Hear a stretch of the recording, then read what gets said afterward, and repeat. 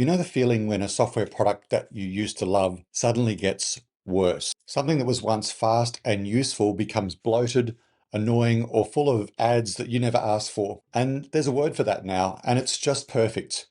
Enshittification. The term was coined by writer Cory Doctorow in 2022, and the word spread so fast that the American Dialect Society named it the 2023 Word of the Year. But what does it actually mean?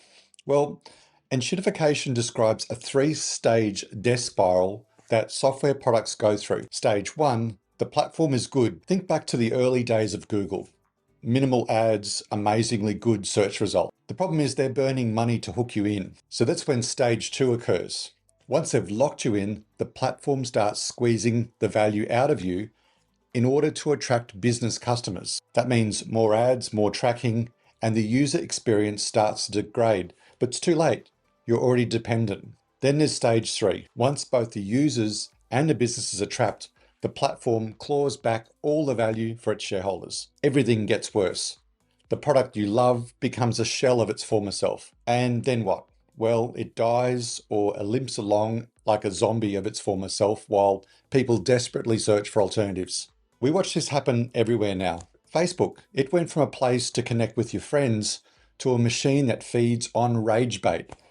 It shows you what it wants you to see, using to keep you angry and scrolling. Google search, it used to feel like magic, and now it's just a wall of ads and garbage and AI-generated slop that before you actually reach an actual answer.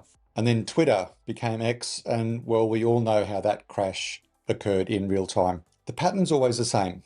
Get users hooked, extract value, degrade experience, and then repeat until everything is terrible and just dies. And that's what brings us to Microsoft. Microsoft used to understand that your operating system should be seamless, but somewhere along the line they forgot that and they turned it into a salesman for all of the other parts of their business. Do you remember Windows 11? It launched with ads in the start menu, and then came the bloatware, the telemetry, and the dark patterns trying to force you into using Edge and Bing.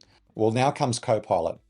Copilot isn't just one AI assistant, it's a sprawling mess of at least 25 different AI tools that are shoved into Windows, Office, Edge, Outlook, Teams, Notepad, Paint, even File Explorer, and you can't escape it. But the backlash has been brutal. When Microsoft posted on social media that they'd heard that users wanted Copilot for work, the responses were savage. People literally said, "No one asked for this AI. In fact, everyone wants to know how to remove it." Even IT professionals are protesting.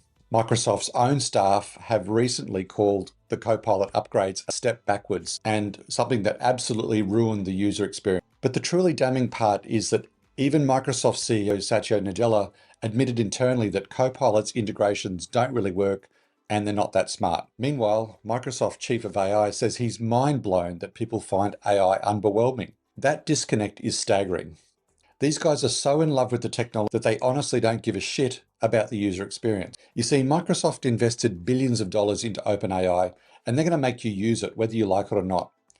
That's not innovation, that's enshittification in its purest form. But you know, we've seen this movie before. IBM was once so dominant that it was basically synonymous with computing itself. Then they got complacent. They missed the PC revolution, then the internet, and then the mobile. They sold off divisions and lost touch with what customers actually wanted. They went from an industry titan to a consulting company that just happens also to make mainframes. Now, Microsoft is walking the same path. They're also obsessed with winning the AI arms race that they've forgotten the first rule of technology. It has to actually help people. When your own employees are complaining and when your own CEO admits that the product doesn't work that well, users spend their time creating memes calling you Microsoft, and that means you've lost the plot. You see, Microsoft has billions of dollars, thousands of engineers, and decades of goodwill built up from actually useful products. But they're burning through all of that to force AI tools onto people who don't want them. And they don't even work properly, and they just make everything worse. This is just like IBM before them. And so I'm sad to say it's all downhill from here.